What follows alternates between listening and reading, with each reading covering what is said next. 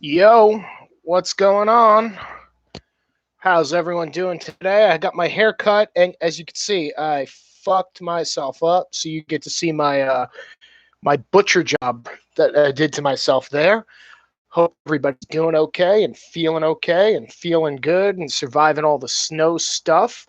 Um, I'm going to talk about something today that I haven't talked about in 10 years. I've never really told my side of the story because I didn't know how to feel about it and what platform to come out on. And I wasn't about to start calling everybody I knew and saying, "Hey, can you put me on your show or put me on your podcast?" So I could talk about what happened. But I think that anybody who's a fan of the documentary I did in 2012, "Living the American Nightmare," which is a documentary that it's about a broader spectrum of music and these horror rock, really theatrical type guys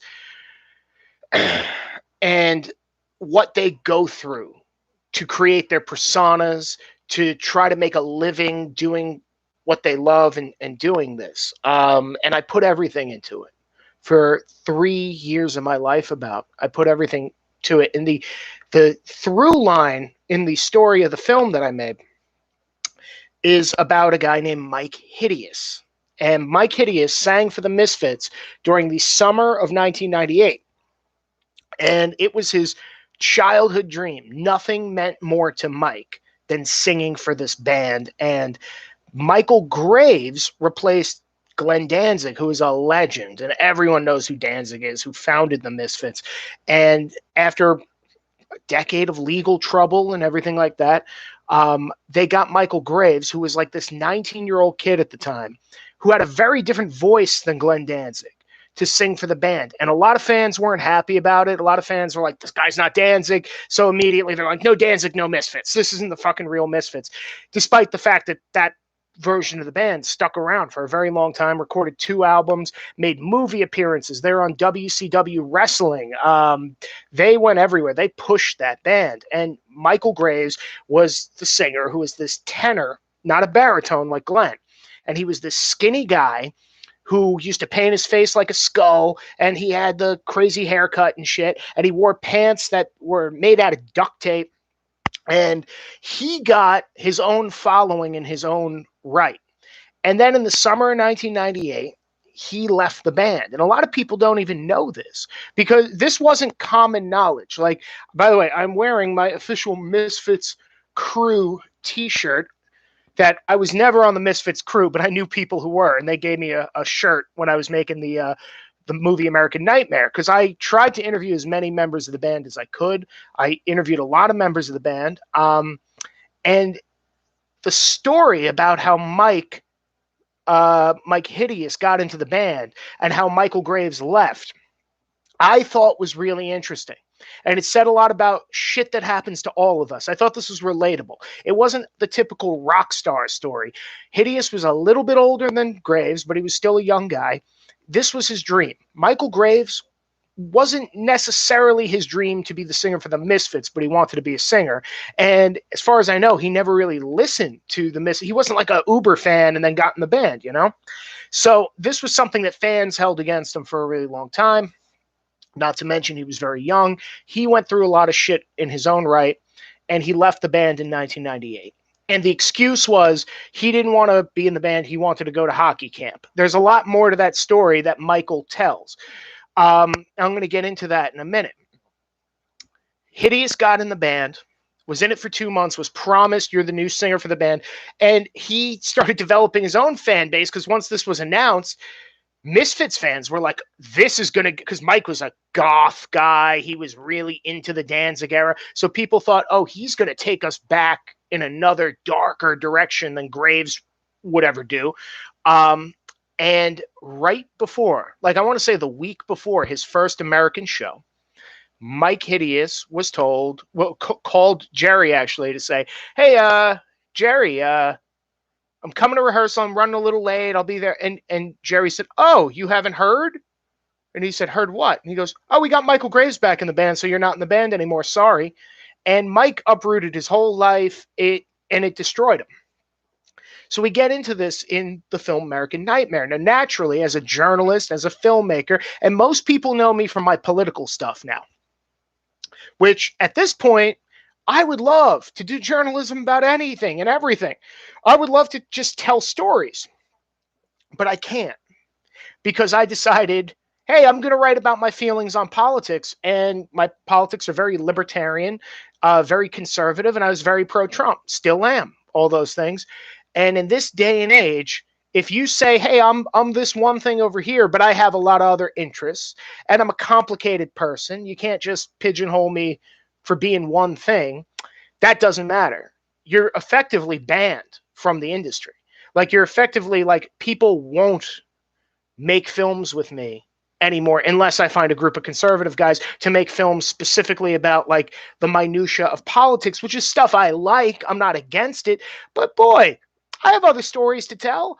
But it's harder now because even if I say my next story is going to be totally apolitical, doesn't matter. Doesn't matter. They're going to go, yeah, but you're that political guy. Oh, you did work with Gab McInnes. You did work with Milo Yiannopoulos. You're no longer, we can't have you in the club. Now, keep in mind, there is no such thing in these people's minds of being too far left. You could be a dyed-in-the-wool communist, and they will still welcome you with open arms to tell whatever story you want, whatever way you want to tell it. You could just do Marxist propaganda, and they'll give you a budget for it. But the second you say, well, I'm very pro-America, I'm pro-police, pro-military, libertarian, I like low taxes, I like maximum freedom, that's how I feel, well, you're out. Sorry. So the only thing I could write about now effectively is the one part of my, or write about, film about, or work on, is the one part of my personality that is the political interest side, but it is one of my many interests.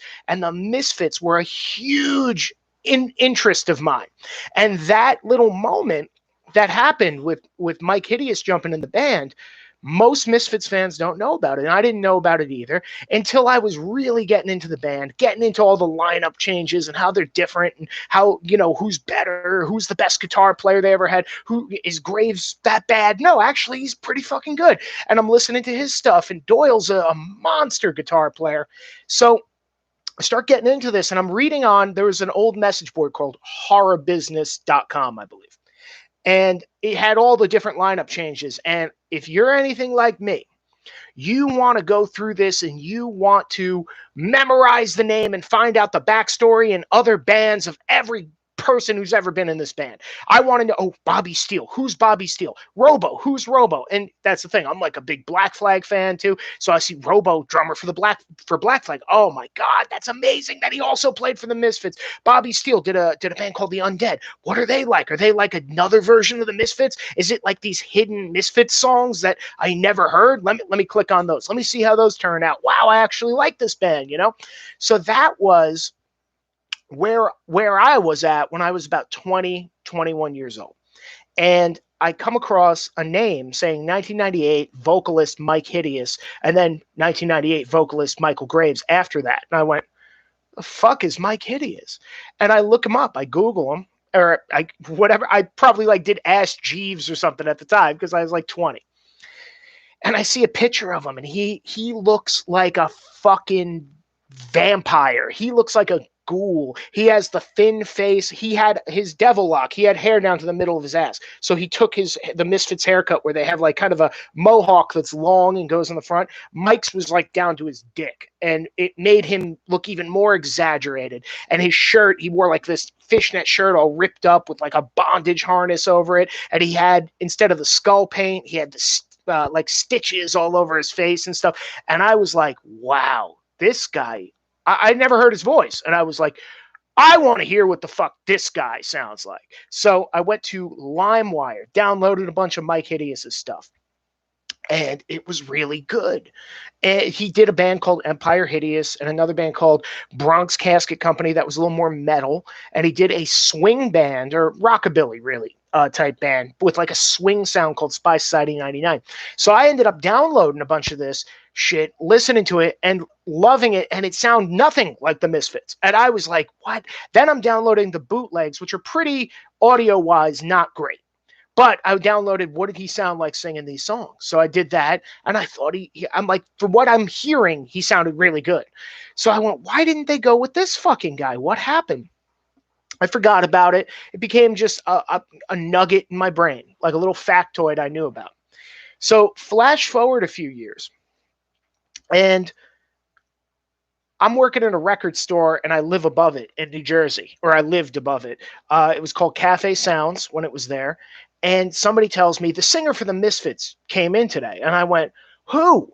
And they said, Mike. And I go, Michale Grvaes was here? And they go, no, Mike Hideous was here. And I go, oh my God. Because if you're a punk, if something's even more obscure, you love it even more. You know, if you found out something that nobody else knows about, you know, let me check this out, about this band or something like that, that a lot of people don't even know, that makes, if you know a band that nobody else knows, that's even better. If you know a track on a band's album that nobody else knows, you're the fucking, that means you're a real fan. And if you know a member of the band that nobody else knows about, oh, you have a PhD in Misfits. And that's how I felt. So me and Mike Hideous got to talking, because people told me, you know, you're a filmmaker. I just got out of film school.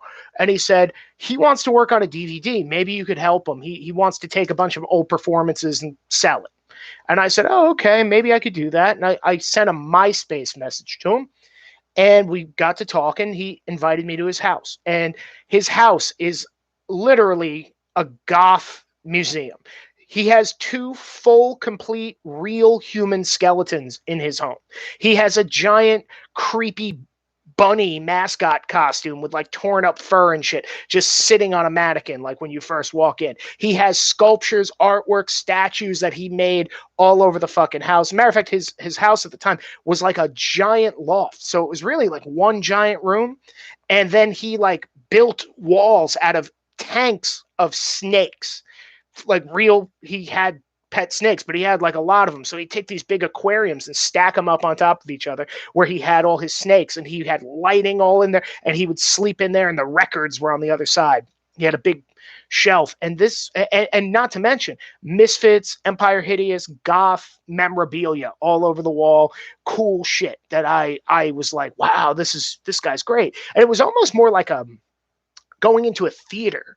Like he would have racks of clothes, and it was like all his stage shit and costume stuff.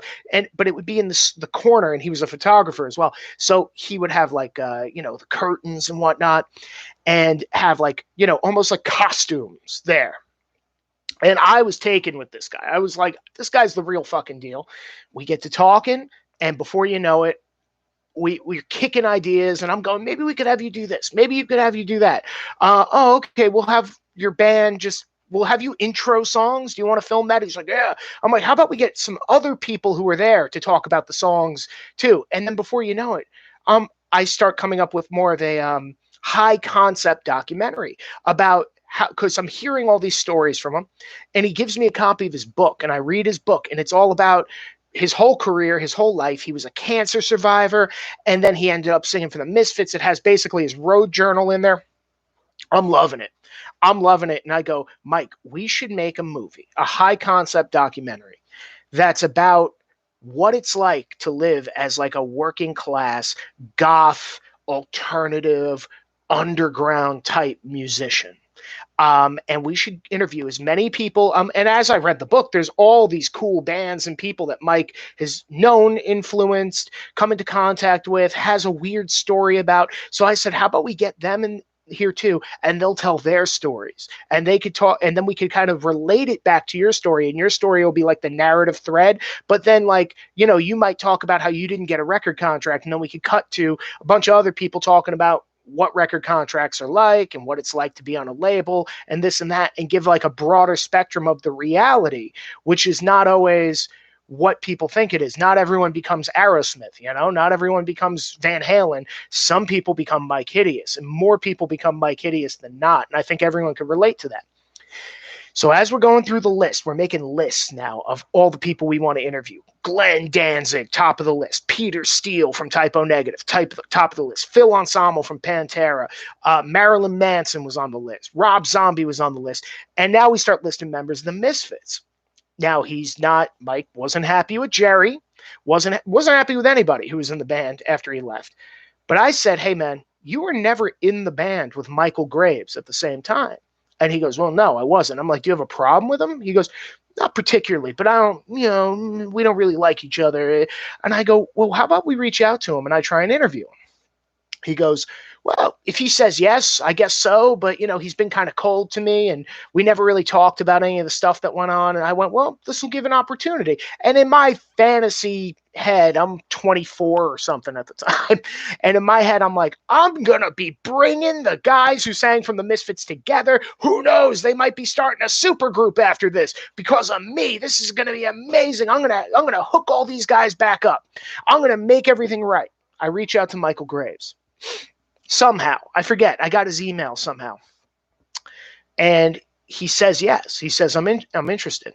And I like, oh my God. And I said, Misfits fans are going to fucking love my movie because this will be the only movie that has, and my goal was to get all three singers from the Misfits in the movie, Danzig, Hideous, and Graves, to tell their perspective of what it was like in their career and what it was like for them and what the Misfits meant to them and their own experiences in the band.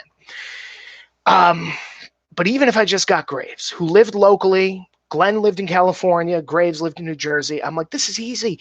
I'll go to his house tomorrow and fucking film him. I'll film him at a show. I'll film him whenever.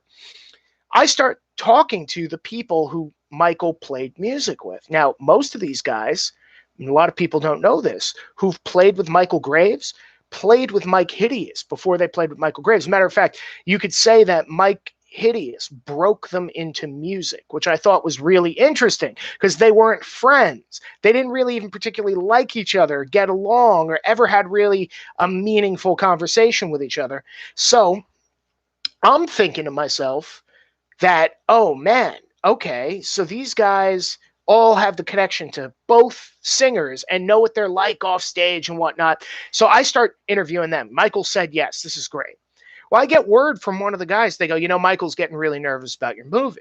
And I go, what? He goes, yeah, he thinks you're going to get sued. He thinks that you're just out to bash him. You're out to bash Jerry Only, who's the guy who owns the name of the Misfits, who plays bass in the Misfits. They go, he doesn't want to do a Jerry Bash Fest. He doesn't just want to do a thing about the drama. But I'm saying, well, we got to talk about what went wrong in 1998 with why Graves left and this and that. He goes, yeah, he thinks you're just digging up old drama. And I go, there's more that I want to talk about than just that. But that is a crucial part of my story. And getting Michael's perspective on it was even more crucial to me, where I didn't want a one-sided story. In my mind, if someone was mentioned in the movie, we owed it to that person especially if they're criticized. We owed it to that person who was criticized to at very least have a chance to respond because I am a journalist. And that's what you're supposed to do.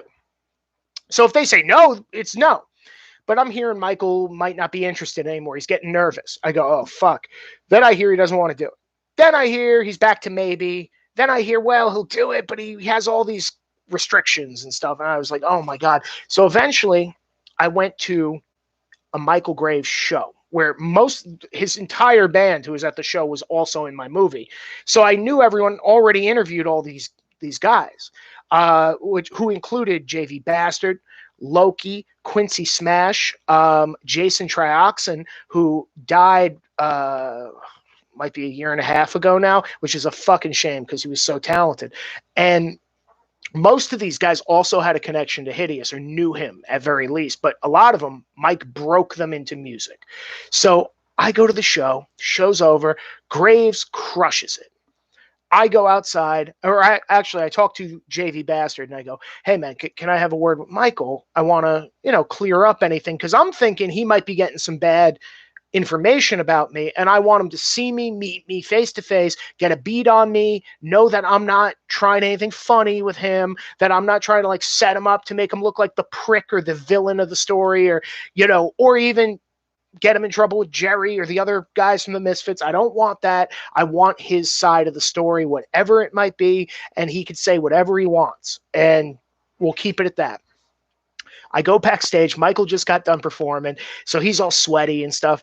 And I knew something was wrong when JV taps Michael. And normally when you make an introduction, like the mafia, if you're in the mafia, you're not allowed to, you have to, if you want to talk to another made guy, they need to introduce you through a guy you both mutually know.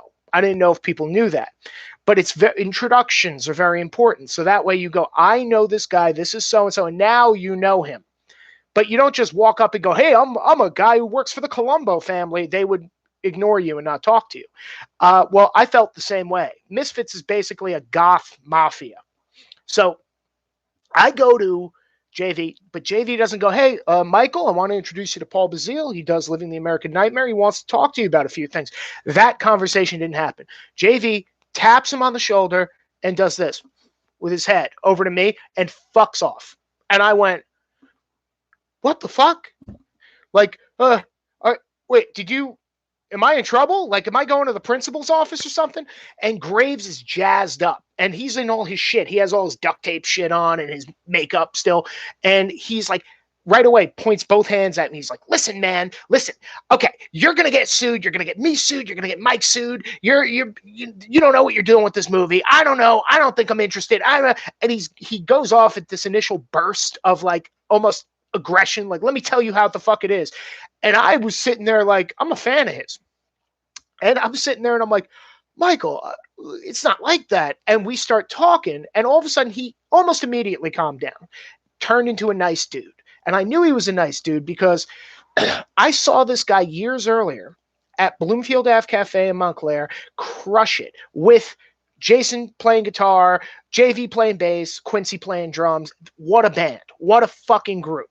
And I had no idea what I was in for. I knew of Michale Grvaes. I knew of the Misfits, but I'm like, how's this solo bullshit? Let's check it out. And he got up there, killed it. And then after the show, when everybody left, I was still hanging around. I went up. Somebody actually tapped me and goes, you should go talk to Graves. And I went, like a friend I was with. I go, yeah, maybe I will. And I go up to him and I shake his hand. He mentioned West Memphis 3 on stage. I go, man, thank you for mentioning West Memphis 3.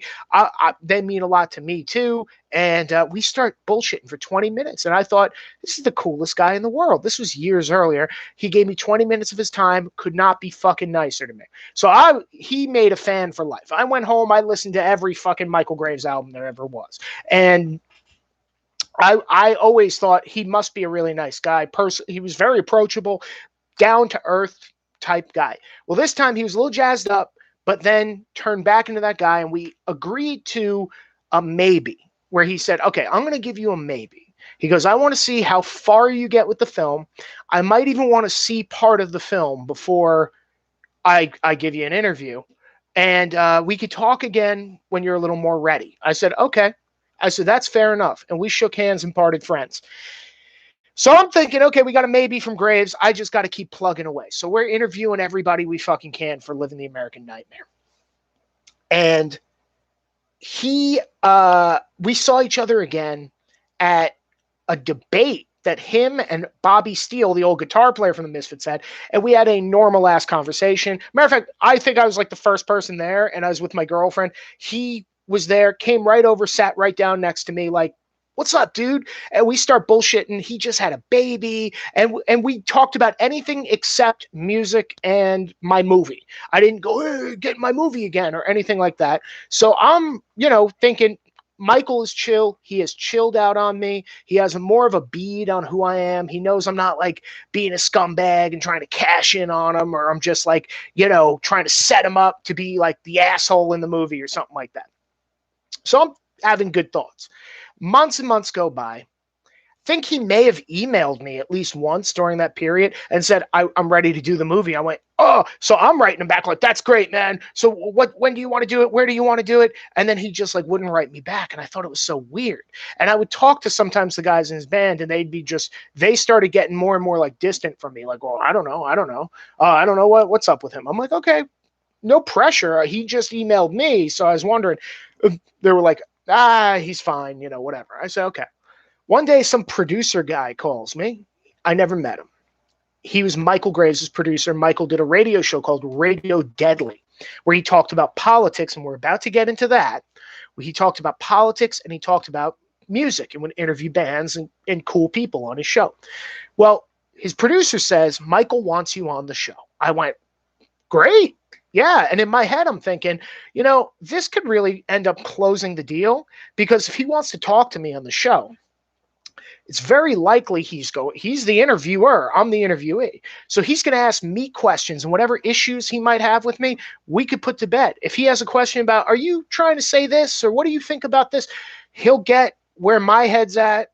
And I think it'll put him at ease, and he'll realize I'm not his enemy. I'm not trying to motherfuck him. I'm not trying to say you were the shitty singer from the Misfits and Mike Hideous was the greatest. Like, I'm not trying to say that.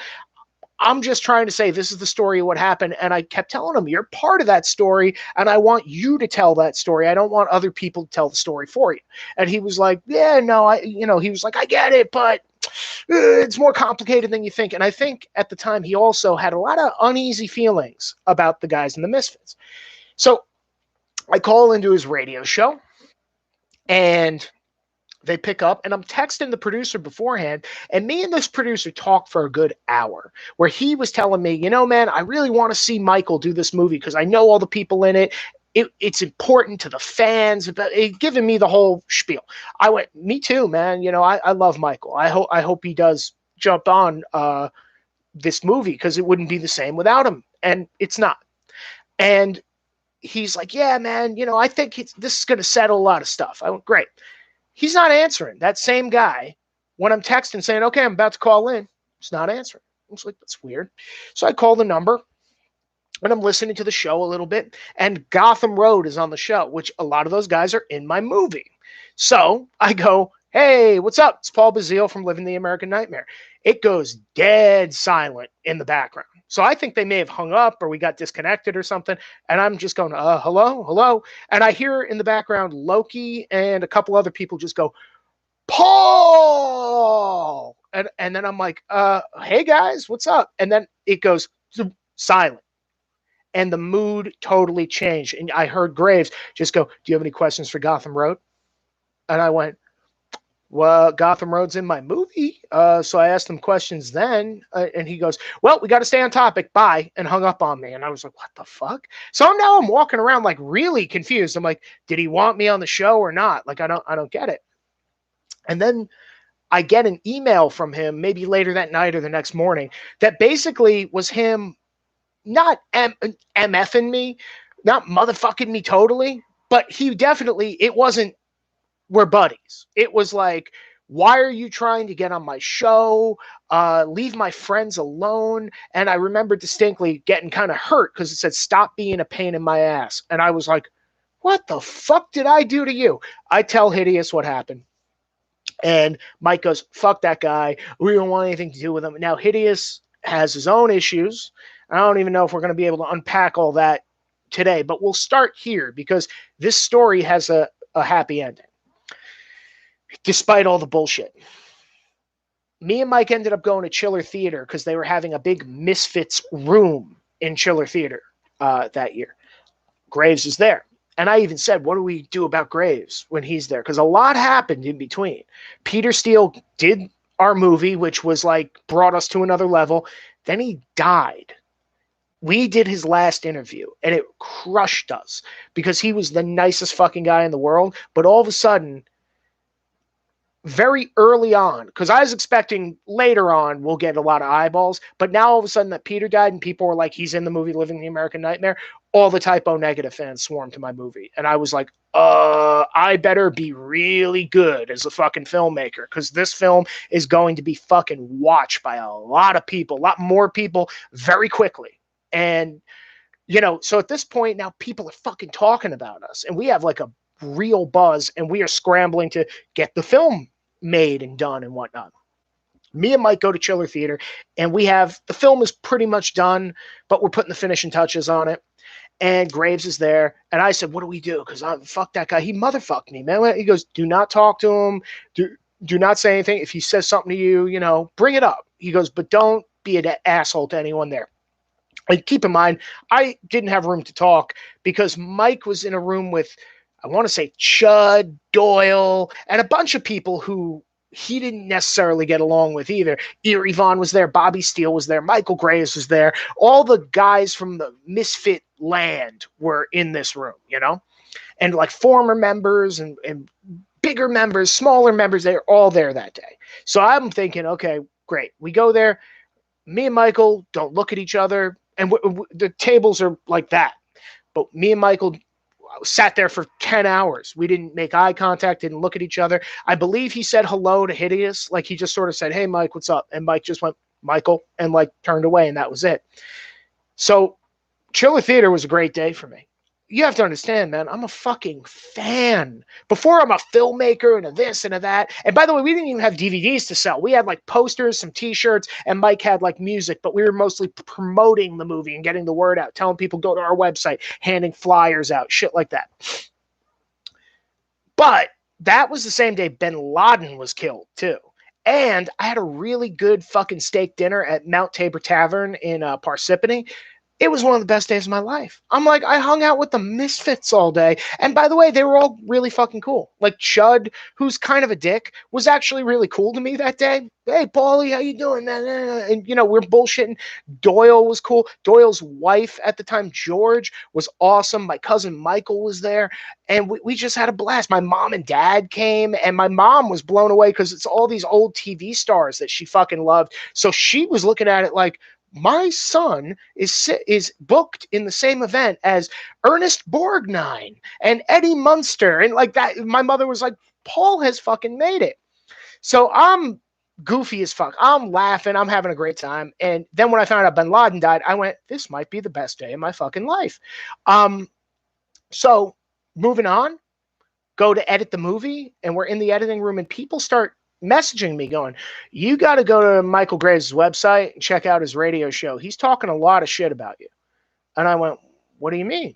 And they were like, oh, he's mad. And I went, about what? And I put it on, and the guys, there's maybe like 5 of us in the studio, and we're listening. We're kind of laughing, to be honest, because he was mad, but we're like, he's mad for no fucking reason. He was mad we were at Chiller Theater. And the way he sold it to the audience at the time was like, we didn't deserve to be in the Misfits room because Mike Hideous wasn't a real Misfit. And he goes, and Paul was never in the fucking Misfits. And these 2 guys ruined my whole weekend. And I'm laughing going, how did I ruin? We didn't even talk. And then he started saying things that I took exception to because they weren't true. But he was saying I was charging for my autograph. He was saying I was making all this money. And me and Mike, to his credit, me and Mike Hideous do not get a fucking along these days. But to his credit, Mike was the only one not charging for his autograph at that whole thing. When you go to these conventions like Chiller Theater, everybody charges for autographs. It's how they get paid. There's nothing wrong with it. You get a picture. Hey, they sell some merch, and hey, $20, I'll sign a thing for you. Michael was charging for his, but he was acting like, who are you to charge? And I'm like, I'm not charging money for my fucking autograph.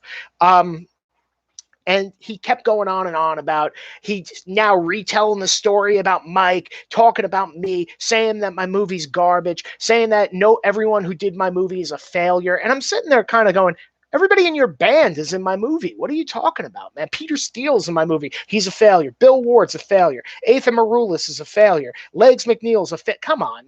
Steve Zing, yeah, big failure. He plays bass and dancing. So I'm getting mad listening to this, but it's more whatever. And in my head, I'm going to be totally honest, I was pretty excited because I was going, wow, Michale Graves is saying the name of my movie and saying my name over and over again. More people are going to look me up, check out my movie, and go, wow, this is pretty cool. Like, the trailer looks good. Maybe I'll see it, one way or the other, even if they don't like it, whatever. Well, within the next couple of days, it got a little more serious because my mother got some threats in her email. And my mother at the time would have on her Facebook page, like everywhere you could reach her, like, go, here's my personal email and my phone number and my address. And I had to be like, Mom, take all that shit off your thing. But at least 2 people sent something really nasty and in the name of Michale Graves, like Mike Hideous and Paul Bazille's not a misfit. And if we ever see him, we're going to kick his ass. And one guy said, something about meeting me in a parking lot and killing me or something like that. Like, I'm going to kill that guy in a parking lot or something along those lines. So my mother took it very well. to be honest, but she just kind of opened with going, "You're not going to be happy about this," and I was pissed. And I was like, I'm done with Michale Grvaes. This guy's crazy. He's nuts. He's this, he's that. Putting all this bullshit on him. That was 2011, 2012. Flash forward all these years. And Michale Grvaes is a conservative. And he's always been a conservative. He was on The Daily Show as the conservative punk, where they like goofed on him and stuff like that. And then this past year, he jumped on a podcast and joined the Proud Boys. Now, everyone knows I'm connected to the Proud Boys as well. And he got a lot of unfair backlash, and I didn't really know what to say about it, because I'm like, I'm Italian, man. I have a big, thick, concrete fucking head. I hold grudges like you wouldn't fucking believe. And it's a Sicilian fucking thing. And every Italian I know, including Mike Hideous, including Jerry Only, including all the guys in the Misfits, who are all a bunch of fucking goombas, and maybe even Michale Graves a little bit, because he's Italian too. We all get stubborn. If we think somebody's trying to wrong us, we get nasty, and we will hold on to that shit to the grave. We will hold that in our hearts like a fucking monument. So anytime anyone brought Graves up to me, I would go, that fucking guy. Right. So he joins the Proud Boys, and I thought to myself, that is a ballsy move. I wasn't like, fuck, why is he? I was literally like, man, he knows what that could cost him. He knows the consequences of even saying I'm a Trump supporter, let alone saying, hey, I saw this group of guys. They're not terrorists. They're not violent. It's a drinking club. They're not doing anything wrong. They're just a patriotic club of dudes being like, I love my country. And somehow that keeps getting them attacked. So Graves goes on Enrique Torrio's podcast, and says this. And I think on Parler, I put up a thing that said something like, listen, me and Michale Graves, we're not each other's favorite people, but what he did took balls, and I appreciate him for that. And other people would talk to me. Enrique, I believe, called me. He was like, hey, we talked to Michale Graves. I'm like, me and Michale Graves have a past. We don't really get along. And he was like, oh, really? And I'm like, yeah, it got really bad. It got rough between us. Some shit happened I don't think we're ever going to get over. I don't think he likes me at all, and I don't think I can like him. And he was like, oh, okay. Well, couple weeks ago, I did Bobby Pickles' podcast, and he's a conservative guy. He talks about the Proud Boys a lot, very openly, and he's another guy with balls, and he's a punk rocker. So we're talking about punk rock, and we're talking about the Misfits, and he's asking me about my movie, and then he mentions Michale Graves, because Michale Graves is a Proud Boy. Oh, and I should note this too.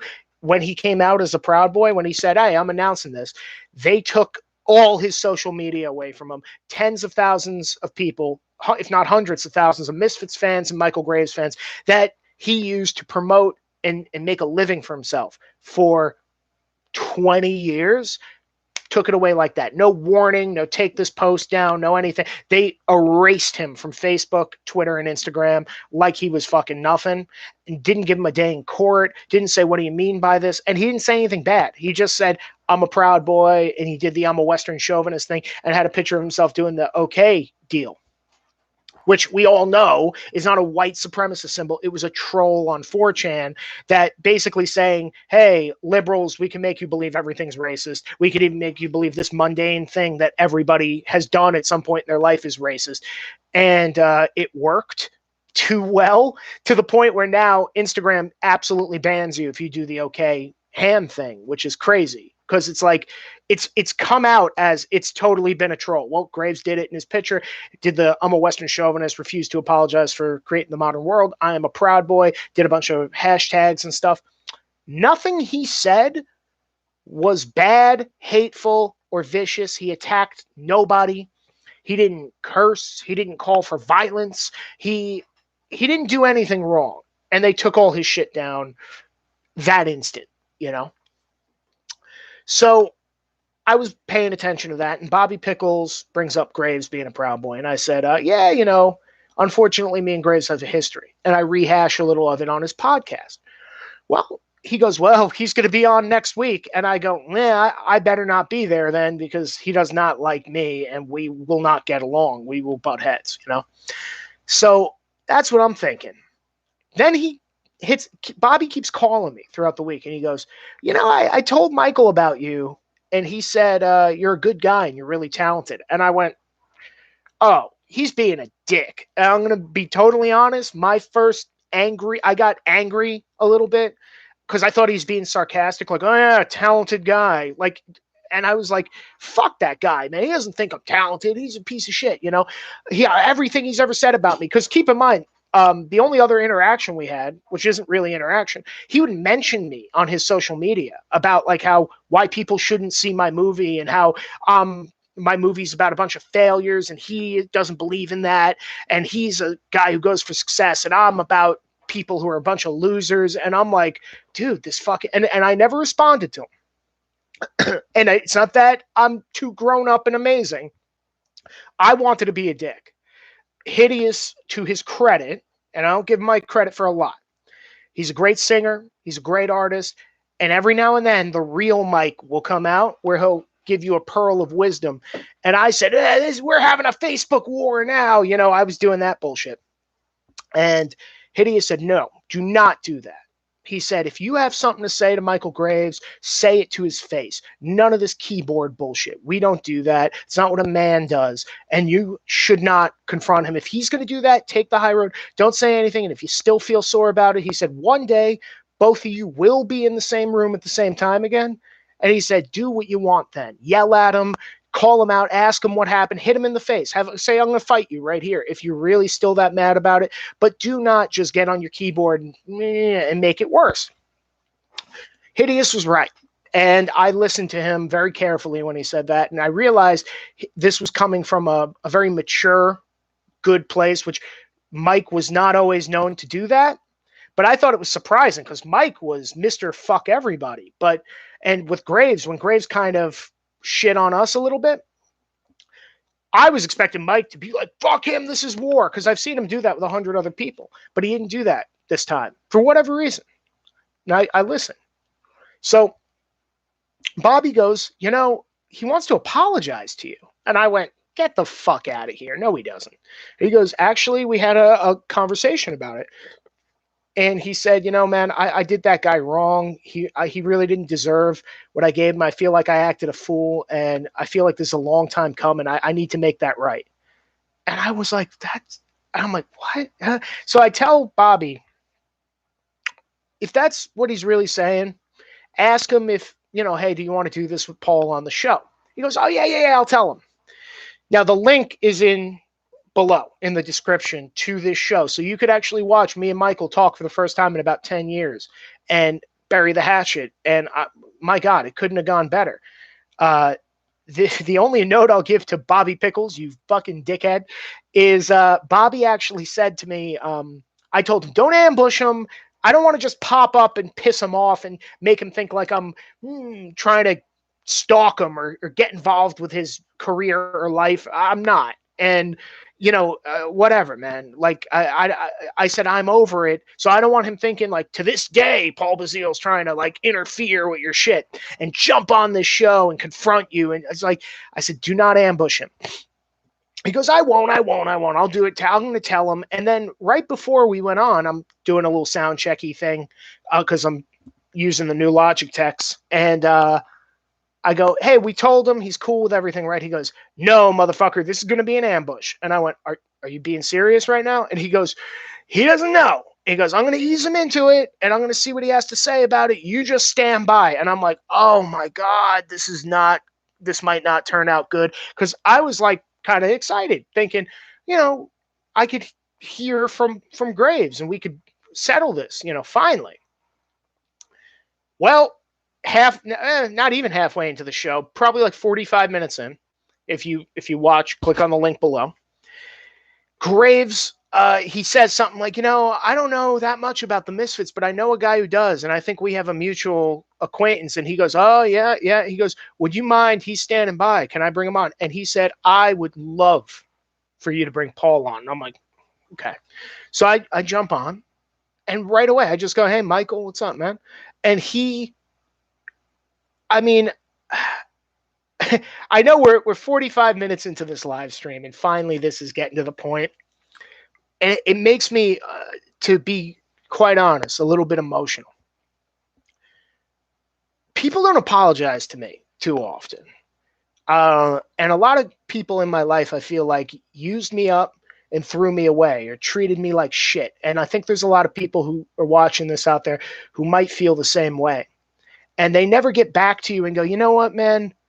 I don't know what I was thinking, and that wasn't worth it, and whatever it might be, you know? But Michale Graves did do that, and he didn't have to. Who the fuck am I? Like, I'm a filmmaker and I write and shit like that. But if Michael never wanted to speak to me for the rest of both our lives, he could have absolutely done that, gone about his day. He has a beautiful family, raised his family. He has his career, great career. He could add to that fucking legacy that he has, and he could have kept going. He didn't. Most people in his position would just feel like, I don't owe that motherfucker anything. Fuck that guy, because they don't need something from you. But it told me something about this guy. You watch that? I'm happy you watched it, man, because it told me something about Graves, that he was sincere. And I was hurt, and I was expecting kind of like well, we both did things. He didn't even go that route. And man, maybe I was a little came on a little strong back in the day. I was young. I was thirsty as fuck, man. I wanted to get that interview done. I wanted this for this film, and I wanted to be the guy who told this story so bad that maybe I came on a little strong. Maybe it made him suspicious, scared him off. Maybe I did the wrong thing too. But his stuff was more mean spirited, and he grew up a lot. And he told me, yeah, man, that wasn't right what I did to you. And he gave me a sincere ass apology. Like, really, you could tell. Like, he wasn't going, hey, man, I just want to say I'm sorry. He told me, dude, that wasn't right. True people end up realizing. It's true, man. And most of the shit, man, me and if anyone out there knows Lady Alchemy, always watch her live stream. She's fucking great. She's a very good friend of mine. Me and her are very, very close. And we talk all the time. Me and her have this eternal bond because Martina Marcota, Lady Alchemy, if you don't know who she is, because people kind of walk on us and fuck us up a lot. And it must be my fault. I must give people permission for that, but me and her will commiserate a lot about the people who used us, the people who's fucking us over this week over nothing. It's usually like a stalker or like literally obsessed fans hit both of us up, and I don't even get what they're obsessed about. I mean, right now, my social media is pretty much all down. I don't have some huge following. Some people might know me from my past work, but I'm not like this big time, well-known guy. But motherfuckers will watch everything I put out. They will fuck it. I have people who have made crazy documentaries about me, written pages of fucking blogs about why I'm the worst human being who's ever lived. And I'm like, I don't even know this motherfucker. Like, who is this guy? Hold on, I want to read this stuff from Jody. I met him back in my 20s, in 2006-ish. That's about the time I met him too. We opened for him in a small town in Louisville. I was trying to tell him about World Horror Network, and he was like, those guys hate me. I didn't get it. In hindsight, I totally understand. Yeah, well, a lot of that's the other thing about Michael that a lot of people might not get. A lot of people gave him a lot of shit for just, how dare you be in this band? And the crazy thing is, years later, not just him, but him and other people kind of gave me the same amount of shit for being like, how dare you think you can make a movie about this band? Who the fuck do you think you are? That was the same thing they were doing to him. And it made me realize, the more I thought about it, over the years, I still was sore about it, I'm not going to lie. But I kind of went, man, Michael, and I said this to him on the show, and you got to watch Bobby Pickles' show with both of us on it, because in my life, you don't know what a moment, Michael doesn't know what a moment that was for me. Like, that was huge. he must have realized that he did the same thing to me that was done to him when he was young. And you're not the real guy. You're a poser. You oh, you're a filmmaker? Why are you a filmmaker? And in my head, I'm like, because I'm meticulously plotting out a film, because I have notebooks full of notes and interview questions, and I'm going from place to place filming, which kind of makes me a filmmaker. But people shit on me in the punk scene, which I thought was crazy, because in my head I'm going, isn't punk supposed to be about like DIY, and I don't give a fuck if you're a millionaire. I just want to see people who rock. I just want people who do the work and do it. That's how I always felt punk should be. And Jody, you're not Jody. My eyes are shit, dude. Jared G. Meant to say near Dallas, a small town called Louisville, suburb nowhere. Yeah, you're totally getting it. He was under attack a lot. Puts you on the edge. And that's true. Yep, that's true. And it fucked with him, because you have to keep in mind, while he was under attack and being shit on, in his own band, people were also manipulating him and fucking with his head. And he was also sort of famous, and it got like almost insta famous at the time, which fucks with your head. Because when you get to that level, I've seen it with Milo Yiannopoulos. I've seen it with Gavin McInnes. I've seen it with Mike Hideous. I've seen it with Peter Steele. I've seen it with a lot of other people who are, have a name for themselves. Everyone around you wants something from you when you get to that level, whether it's an autograph, whether it's a picture, whether it's a fucking, can my band open for you? And in my case, I'm going to Michale Grvaes, a guy I really didn't know, and saying, can you be in my documentary? And I'm a young kid and I'm eager. And in my head, I'm like, we know all the same people. Isn't that crazy that you're going to do it, right? And he's just like, are you trying to fuck me over? What are you doing? Are you trying to like make fun of me? Like the guys on the message board you mentioned, like all those other Misfits fans are crazy. They really can be. It's a very selfish little cliquey scene. So it meant so much to me for him to come out and actually say to me, like, I think I was wrong back then, man. I don't think I did you right. And he went even further. And I'm not trying to blow smoke up my own ass, but he goes, you are so smart and so talented. And he goes, and don't think I have been watching your work in the past few years, which took me totally aback. Like, because in my mind, I'm like, he wrote me off. If he saw anything with my name on it, he's probably going to ignore it. But now, I mean, like I said, I can't think of the last time somebody gave that to me and did something that nice for me as Michale Grvaes did for me. And now this guy, this poor fuck, is under attack because of his politics, because over a lie. And when I say he's under attack, his guitar player quit and left his band. And I don't know what he put on Facebook, but apparently said some nasty stuff. Basically, like, I don't know if Michael's a white supremacist. And I actually heard him on a podcast explain himself. And Loki's in my movie too, by the way. And I like Loki a lot. He made some good points about, like, this affects the whole band. He's right. Some of us don't want to be in politics, and you're pushing us in that direction. Totally hear you. But Loki also went, hey, Proud Boys, what are they? Are they white supremacists, fascists? And now Michael's supporting them. I don't know about all that shit. And I'm going, no, you do know. You know that they are not. And listen, back in the day, I could have told you 100 things about Michale Grvaes I didn't like. And I would have. But he's not racist. Never has been. He's conservative. He's always been conservative. But do you realize so are the other guys in the Misfits? I hate to out them, but Jesus Christ, all those motherfuckers are conservative. Most musicians who make it to a nice top rung are conservative, for sure. I want to read what Jared G says. You remind me of somebody that would be chilling at the bar during an Agnostic Front show, just rifling on life in general. Epic combo. Pretty much. Matter of fact, I love those guys. Todd Youth was in my movie too, who played guitar when he was like 14. He played guitar for Agnostic Front. And Murphy's Law too was a huge band in my area around the time I was coming up. I was really a Dropkick Murphys fan, by the way. And by the way, those guys are conservative as a motherfucker. Don't let anybody tell you any different. And that's the thing, for his politics, And it's the same politics a lot of other people in this scene have. Where do I acquire this movie? Right now, I just looked over to see.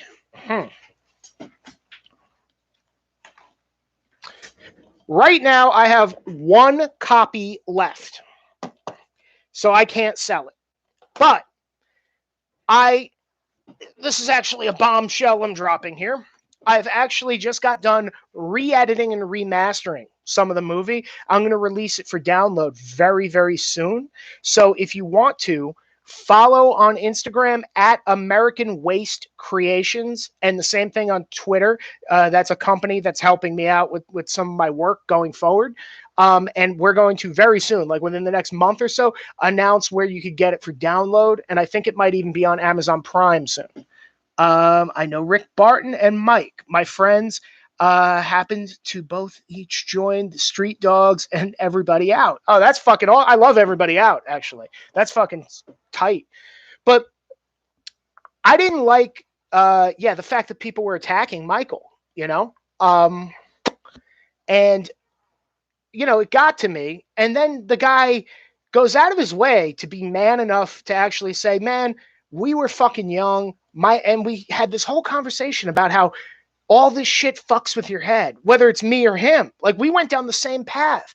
We pretty much believe in the same politics. We have the same taste in music. And just to clarify, anyone who has any doubts about Michale Grave, go to YouTube, type in Michale Grave's Descending Angel live acoustic. This motherfucker can sing. And that is the crazy thing. I said this to him. I go, they hate you because they want to take that away from you, because it has nothing to do with his politics. They can't prove you wrong or right. But when he opens his mouth and sings fucking Descending Angel on acoustic, or any of his acoustic stuff, he becomes undeniable. And people who on the political left don't like that, because they don't like seeing a guy with immense talent, who's very creative, who has an amazing voice, and the acoustic stuff I love, because it's all stripped down. There's none of the spiked shit and Misfits stuff, even though I like that too. It just shows Michael going, oh yeah, motherfuckers, this is what I could do. And he plays the guitar and fucking crushes with that song. Sweeney, the singer of Everybody Out, produced an album. Wow, that's awesome. Produced an album I did. Epic fucking dude.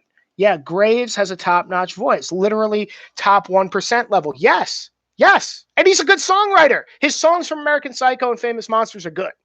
It made me even more frustrated to realize, like, a guy who I actually like his shit, like, doesn't like me. And, it made me sad, because as I said earlier in this stream, when I first met him, the dude couldn't have been nicer. And he's from Jersey. I'm from Jersey. He's actually from Bergen County, and I'm from Bergen County. So I just felt like he's one of my boys. Like, instantly. Second we touched hands and started bullshitting, he had this thing about him where I felt like, we're buddies, man. Like, this guy's my friend. Like, he's like, when I said that, not like, oh yes, he'll remember me forever. No, I'll remember that conversation forever. He probably forgot it 10 minutes later, but he reminded me of one of my boys. Like, he was that easy to talk to, that polite, that much of a fucking gentleman. And at the time, I had no idea what his politics were. Then I find out, oh yeah, he's punk conservative guy. And it's like, oh, and at the time I wasn't even that into politics. I was just sort of like, oh, that's cool. That's interesting, because he's going another way. And I actually really liked his arguments about being a conservative punk, and about the individualism aspect and the freedom aspect. And that's what punk and music and rebellion is supposed to be about. And the left really doesn't embody that at all anymore. The left thinks nonconformity means dyeing a pink streak in your hair. It doesn't. It's about the way you think. You could have a normal ass fucking haircut and wear a suit to work every day and be the biggest rebel and nonconformist of all time. It has nothing to do with your clothes or what you wear. I wear funny clothes and cut my hair and butcher it, as you can see over here.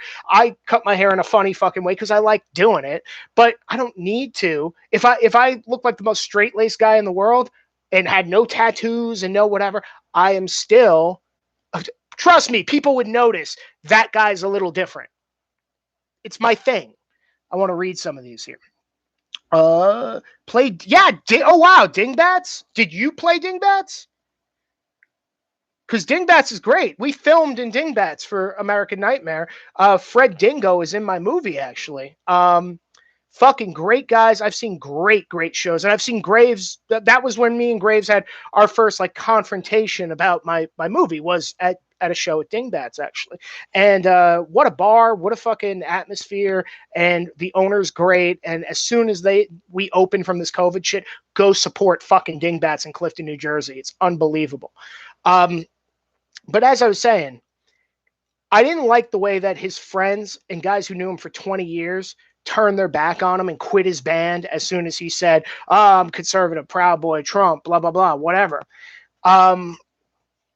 They fucking turned on him, and I thought that was really fucked, because the way I looked at that was, I said this to him on the show, you click the link in the description below. I said, if Loki, your guitar player who quit, who is a guy I know, and he's a good, very decent guy and an amazing, immaculate guitar player. There's a reason he's been around Graves for 20 years. Trust me. I said, if somebody accused Loki of rape, or said that Loki was a wife beater, or whatever, said he was a thief, said he was, pick your poison, a bank robber, whatever, and Michael knew it wasn't true, but Michael said, I got to fire you anyway because your crazy ex-girlfriend, who we all know is nuts, is saying crazy things about you. People are going to think bad things. So even though you're not this, I got to post a thing on Facebook saying, I don't know what he's like. I have no idea. And he's gone now. Wouldn't you see that as being disloyal? Right? Isn't that a disloyal thing? And that's essentially what Loki did in reverse. And you got to keep in mind, Michael fed that guy for 20 years. And, you know, I would say this to Loki's face too. And Loki has his reasons, and he's not a stupid person. Like, he thought this out. So maybe there's something else there, a little more personal, and this was just the tipping point. But I didn't think that was a fair reason, because he could have easily said, listen, I'll tell you right now, the Proud Boy thing has nothing to do with white supremacy or fascism. The Trump thing has nothing to do with white supremacy or fascism. They have no interest in that. They've spoken on this many, many a time. Let me read what Jared has to say. I need to start wearing my glasses, because you guys can see I'm blind as a motherfucker when I'm reading your comments. I set so many people up with shows, and I got the AIDS treatment for being slightly conservative. And that's why go to Martina Marcota's fucking live stream and support her every time she's on, because that's exactly what happened to her. She didn't want to do the political thing at all. She wanted to be a burlesque dancer and had all these burlesque, but performance art dancing. Like, she would do bubble shows and these creative things where she would put on costumes and do like a performance to music and all this other shit. She's a beautiful fucking girl, great dancer, and literally people in her dressing room were haranguing her and saying, like, who are you voting for? You're voting for Hillary, right? And when she said, well, actually, I'm probably going to vote for Trump because I'm pretty conservative, they fucking got her fired. They made her agent drop her booking agent drop her manager drop her. If she booked a show on her own, they would call the venue and be like, she's a white supremacist Nazi, and she isn't. Like, I feel like I have to say that, but shouldn't we all know by now? We all know when you hear that bullshit, they're probably not, unless they're Richard Spencer, but most of us, I think I listened to half of one Richard Spencer speech on YouTube, and it was like taking fucking NyQuil, and I'm like, this guy's a fucking moron, and I just went and did something else. They were like, you've changed. And I was like, did I though? Right. Yeah. Just subscribe. Good. Thank you. That'll mean a lot to her, because she's a good fucking person. She really is. And she has been through hell and back, and she's still going through hell and back because of what fucking people did to her. And now Graves is going through it too. And, you know, whether you get along, when you start working with the guys from the Misfits, it's a weird feeling, because you end up in a fraternity. I was never in the band, mind you, but I worked with the guys who were in the band on my film. It's a weird, hold on, let me hold it up. Soon available for fucking digital download. Follow American Waste Creations on Twitter and Instagram. But it was something that, yeah, to Martina, absolutely. It was something that it's like, they're attacking a dude who's in my thing, and me and that guy could fight. And like Italians or like Irish brothers or something like that. It's like, I'll fight with him, but don't attack him for some fucking bullshit. And if you're going to attack him because he made fun of me or something like that. But don't attack Michale Grave over his politics. And you know what? I hate to fucking remind everybody of this, but back in the day, there was a band, you might have heard of them if you like punk rock, called the Ramones. That band had people who never had a drink in their life and had drug addicts in it. That band had a Republican in it, a hardcore Republican, Johnny Ramone, and had a hardcore lefty in Joey Ramone, coexisting for decades, for multiple decades with each other. How'd they get along? Because it didn't fucking matter. Because it was about being an individual. And if the person sitting next to you didn't dress like you, look like you, have the same eating habits as you, or the same political views as you, it didn't fucking matter to punks back in the day. That wasn't what they were about. It was about be yourself. If you want to be, like, they boil it down to like, if you want to be gay, be gay. Yeah, if you want to be gay, be gay. But the other side of that is, and if you don't want to be gay, that's cool too. If you want to be conservative, if you want to be socialist guy, if you want to be Fat Mike or Jello Biafra, be socialist guy. But there were plenty of people that weren't socialist guy and still aren't socialist guy or Marxist guy or whatever to this fucking day. And they would play on the same bill all the time. They wouldn't like hold protests against the other fucking band because they all understood, well, whatever we believe and feel, we can have it out in the locker room, the dressing room, the backstage. But whatever we are, we're all just guys trying to feed our family and make a fucking living, make a buck and pay the fucking rent, playing our fucking music. So let's support each other, at least on that level, until you make it personal. At this point now, other bands won't play with Michale Grave because he's a racist. They sell Michale Grave's a racist armbands. That's a fucking true story. I don't know who's making them, but they're out there. Why? He didn't say anything racist. He didn't do anything racist. They're like, well, because he voted for Trump and supported the Proud Boys. And it's like, well, actually, what he did was he didn't go along with the leftist lying fucking narrative about the Proud Boys. He actually did his homework, got to know the guys. And I'm not even talking about me. He knew me well before I was a Proud Boy. But he knew these other fucking guys. Like Enrique and like Bobby Pickle and like all these people he got to know and got friendly with and went, oh, what the fuck? Especially with that chapter down in South Florida, they don't have any white people in it. Like it's literally all like Afro-Cuban guys, Hispanic guys, and black guys. So he's like, okay, so I'm supposed to not like you because what? Like none of this makes fucking sense. He's a guy with common sense. And like I said, he's a guy who has some fucking balls. And now he has 3 kids and he's a fucking fantastic dad. And I can't believe that there are people like who are crouched and fucking poised. And I'm not just saying this because he apologized to me and we made nice. Even before this, he has 3 kids and a wife. And he makes a living for the family and stuff like that. What's going on? Like when you want to take the mouths out of his, the food out of his kids' mouths, because you don't like who he voted for, because you're going along with a lie, because you're going along with a narrative, and even the people who've known him for years, 20 years, go, oh, I can't jump on stage with you anymore, man.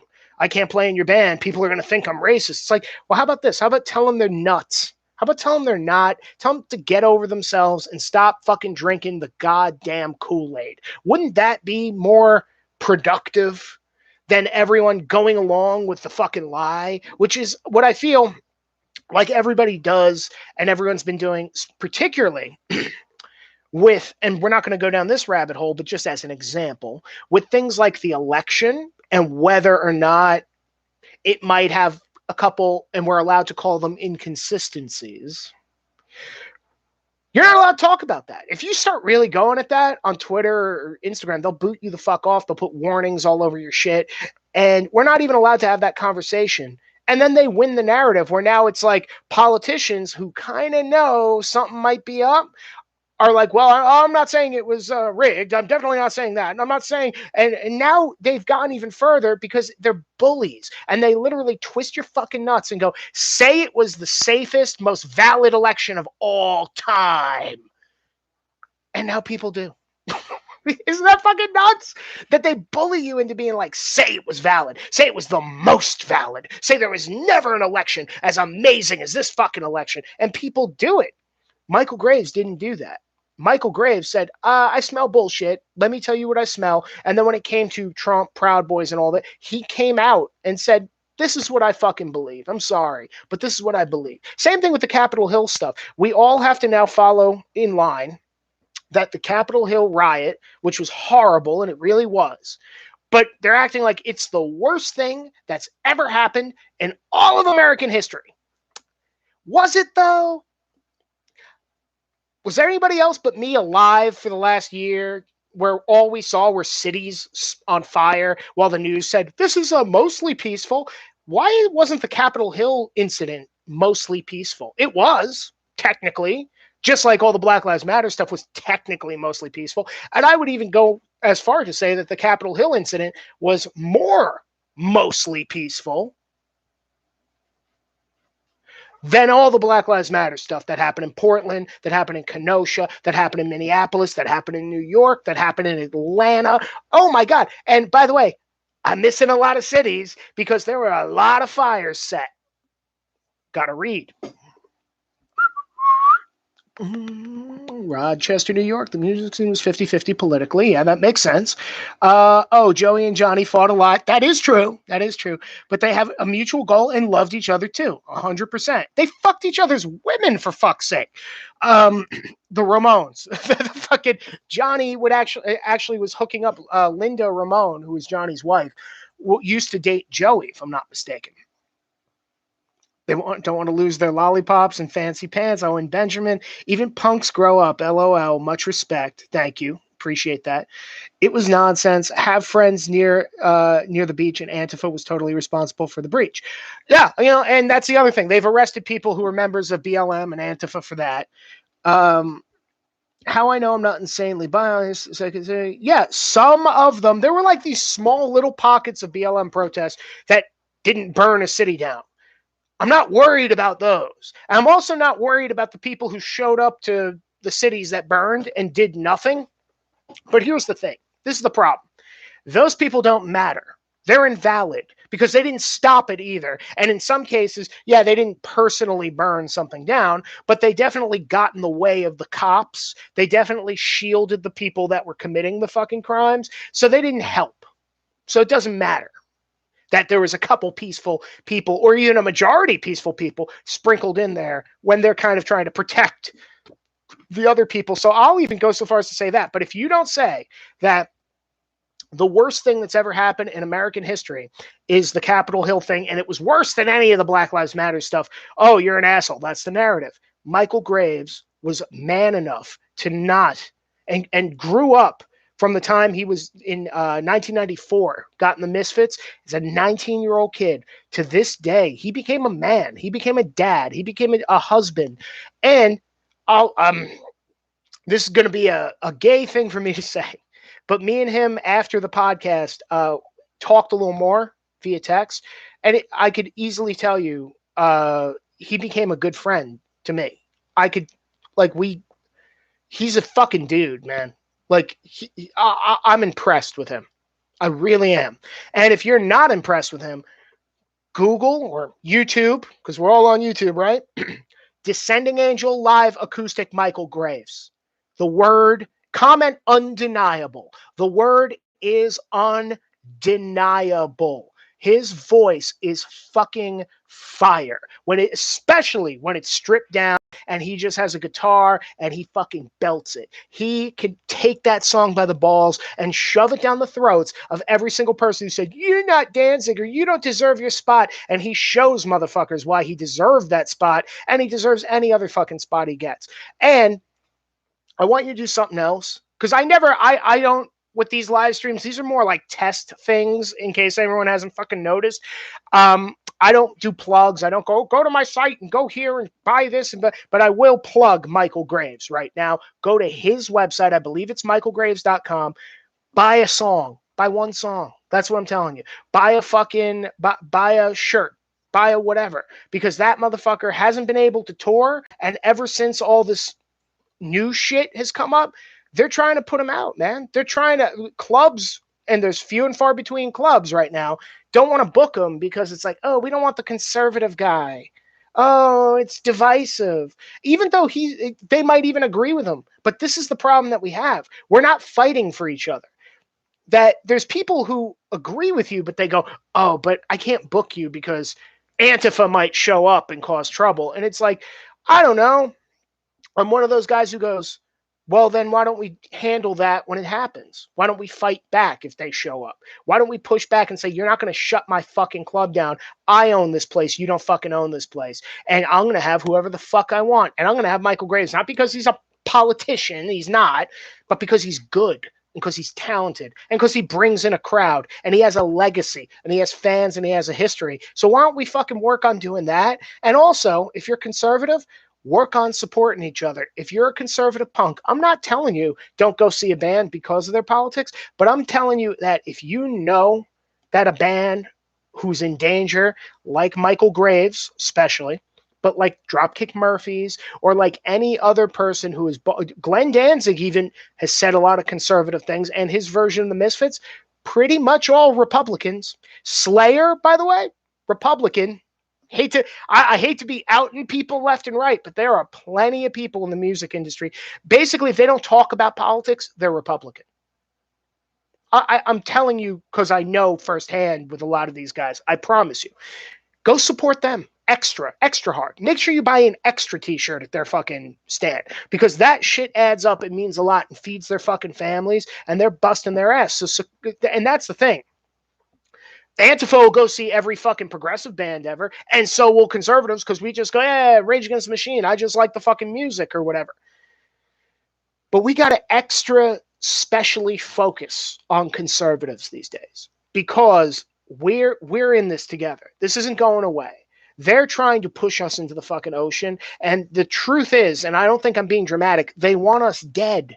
They want you dead. If you're conservative listening to the sound of my voice, progressives don't want you to live anymore. And the answer isn't to be as bad as they are and want them dead back. The answer is to stand behind each other and loudly remind these people, I'm not doing anything wrong. I'm not a racist. I'm not what you call me. I'm what I am. I'm what I say I am. I define me. You don't fucking define me. And there's nothing more punk rock than that. We're going to wrap up, but I want to read all my comments over here. Jared, I have no idea how my band has evaded cancel culture. Yeah, it's almost an insult when you can, right? We're like sloppy seconds type shit. Tits and cum lyrics, LOL. Yeah, somebody's gonna me too you for sure. We still get booked at woke ass places, and I don't give a shit. If you're a woke ass club owner and you want to book whoever, I'll go see a show there because I don't factor, like when I go grocery shopping, I don't go, is the cashier a Trump supporter? I don't care. I just want to buy fucking eggs and fucking leave. We still get booked at woke ass places. We're like, Hobag, dirty fucking slut. LOL. Dude, have a good night. You too, brother. All right. So you guys support each other out there. Go to michaelgraves.com. I want you to click on the link in the description, which is the podcast where me and Michael talk for the first time in 10 years. I thought it went pretty well. I hope somebody learned something from it. And I don't know, man. If there's a guy out there that you're fighting with and it's just not worth it anymore, let it go. Maybe shoot over a text and maybe make one less enemy tonight. I appreciate you guys watching, and it's fun talking to you. Thank you so much, and let's keep this between you and me.